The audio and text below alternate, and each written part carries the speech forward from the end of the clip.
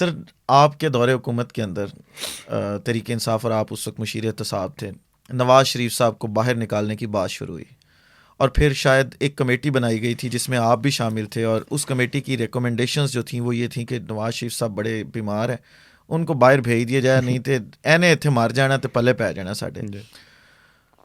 आप उस वक्त मुशीर एहतसाब थे, आप किस तरह इस फाइंडिंग के ऊपर पहुंचे कि जी नवाज़ शरीफ को जो है वो जाने दिया जाए, नहीं तो पल्ले पड़ने वाला है हमारे?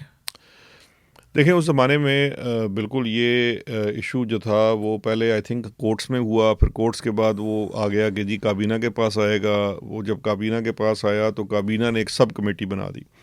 उस सब कमेटी में जो दो रुकन थे काबीना के उसके अंदर, और एक उसके साथ जो असिस्टेंस के लिए होता है, तो लॉ मिनिस्टर थे फ़ारूक नसीम साहब, मैं था, और तीसरे साहब उसके अंदर जो थे वो इंटीरियर सेक्रेटरी थे। जी जी उस वक्त आई थिंक गालबन मेजर आज़म सलमान थे।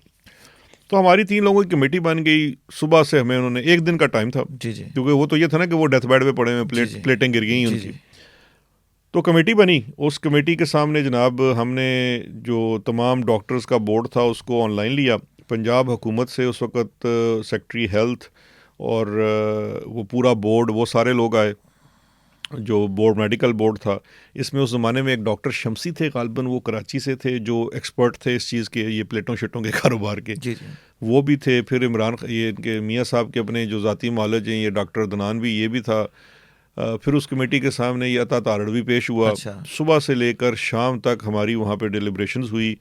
हमने उनसे जितने मुमकिन सवाल हो सकते थे वो सारे हमने सवाल किए कि जी क्या हुआ क्या नहीं हुआ, हर चीज़ मेडिकली समझने की कोशिश की। देखिए, हमारा काम था कैबिनेट की असिस्ट करना। जी जी वो सारा हमने सुबह से लेके, मेरा ख्याल है कि आई थिंक ना करके कुछ 6-8 घंटे के हमारे सेशन से, जी बड़े जी लॉन्गेस्ट सेशन था वो।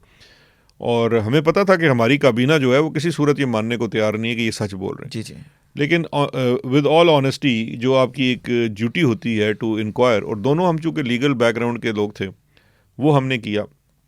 सब कुछ हुआ और उसके बाद फिर हम उस दिन रात देर गए, काबीना बैठी। हम वापस काबीना गए, मैं और फ़ारूक नसीम और सेक्रेटरी इंटीरियर। हमने काबीना को ब्रीफ़ किया कि जी ये हमारी वो है, हमने जो सुबह से लेकर शाम तक वहाँ पे अर्करेज़ी की है। जी जी मेडिकल बोर्ड का भी ये जो है वो यूनानिमस ओपिनियन है। बाय द वे, पूरे मेडिकल बोर्ड में एक बंदा भी नहीं था जो उस ओपिनियन से अलग था। अच्छा उनका भी ये ओपिनियन है। फिर एक एक्सटर्नल डॉक्टर जो इस चीज़ का एक्सपर्ट है वो कराची में है, उसका अच्छा भी ये ओपिनियन है। फिर 2-3 मुख्तलिफ लैब्स की जो वो हैं रिपोर्ट्स हैं। रिपोर्ट्स हैं, जी जी वो भी यही कहती हैं, और सब ये कहती हैं कि इनको